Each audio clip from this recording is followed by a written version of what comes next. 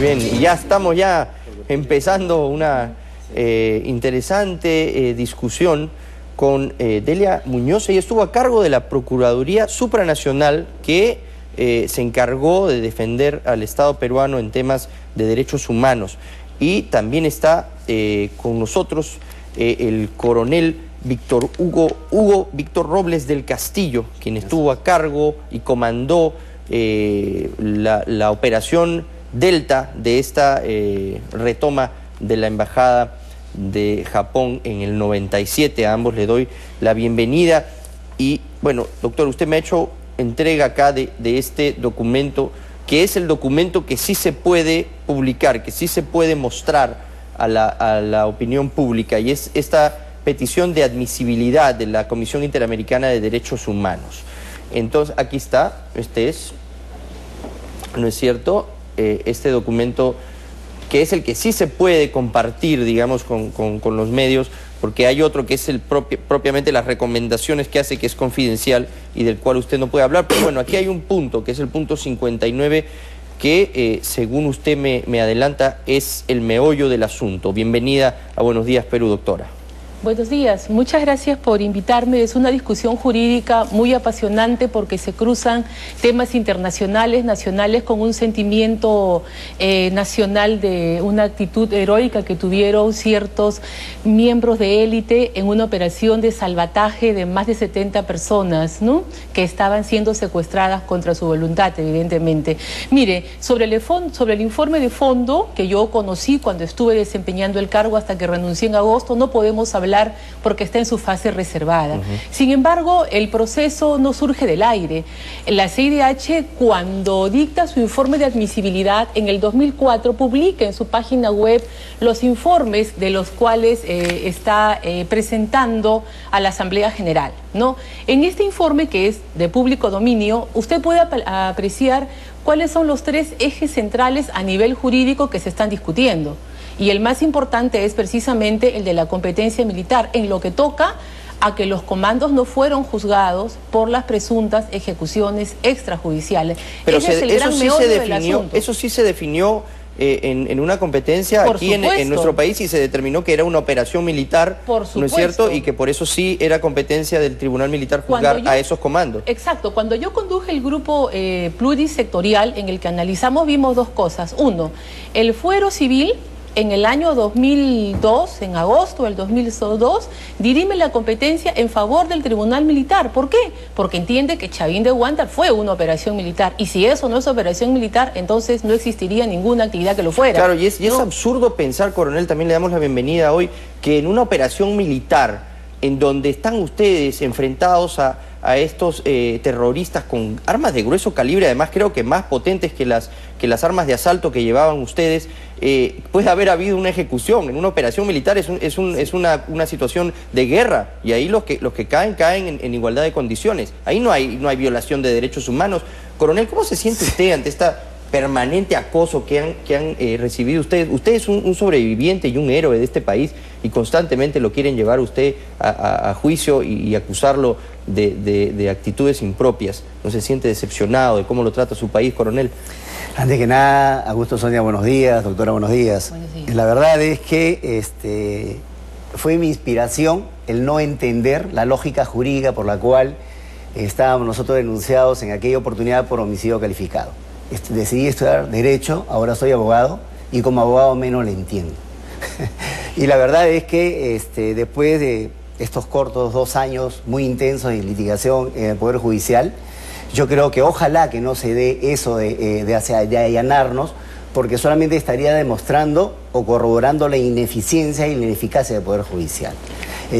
Nosotros, cuando hemos... Una precisión, doctor. El Poder Judicial, en este caso, ha actuado bien. Sí, perdón. Porque dirimió la competencia de manera adecuada. Exacto. Y hoy en día lleva adelante un proceso contra los presuntos responsables, ¿no? Exacto. De repente ahí, porque no tenemos información. Y la información que manejamos, o las que conocemos, porque se está manejando reservado, es muy reservada.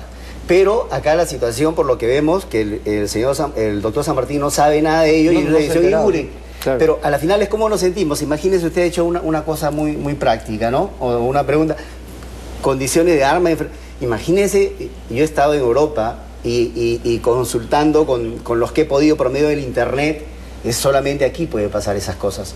O sea, contra un enemigo, que no habría ejército en el mundo que no se enfrente a un enemigo sin la inteligencia, sin conocer quién es, sin conocer su dispositivo, composición y fuerza, que no es el caso aquí porque no estamos en una guerra convencional, pero sin embargo estamos frente a un enemigo que es ¿quién? Un terrorista. ¿Y quién es un terrorista? Aquella persona que le saca una bandera blanca, usted cree que se ha rendido, se acerca y lo hace volar en 1000 pedazos, o le presenta un bebé y es un bebé bomba. Ese es el perfil del terrorista. Ahora, usted contra ese enemigo va a presumir que va a entrar a decirle al señor, arriba las manos, no, ríndase. Por supuesto que no. Y por otro lado, ¿quién nos causó las bajas? ¿Quién mató a Yusti, al doctor Yusti, a los 2 comandos y todas las bajas que tuvimos? Entonces es inaudito pensar. Y ahora dígame, pero usted estuvo en el operativo, los emergentistas abrieron fuego, evidentemente, contra ustedes. Pero por supuesto que sí, y además la información que da el señor, el japonés y de Takogura, se demostró en los análisis que había en tratar de responder a los que nos estaban acusando de asesinatos extrajudiciales. Eso no tiene ningún argumento porque ellos fueron los primeros de ser evacuados. 8 días antes o 10 días antes que a nosotros nos dan la información de que los comandos podían abrir la puerta blindada, que era la puerta que nos causaba mucho problema porque cómo rompíamos esa puerta si no era con mucha carga, peligrando la vida de los rehenes en el interior. Cuando se nos informa de que los rehenes podían abrir la puerta interior, me pongo a analizar las fotografías, porque siempre fue mi preocupación las ventanas de los balcones, y me di cuenta que también la podían abrir, la abrían en el día, como quien decir, los japoneses también, nosotros las podemos abrir. Y en eso yo le ordené al capitán Huarcaya Lobón, que en esa oportunidad estaba de capitán y entrando por ese grupo, le ordené para que ingrese con un grupo por ahí, con un equipo de 3 personas, con una escalera y saque a los japoneses. Y fueron los primeros en ser sacados sin hacer ningún disparo. O sea, ese señor no puede haber visto absolutamente nada de lo que expresa haber visto, ¿no? De que se rindieron, porque en realidad, ¿cómo me siento?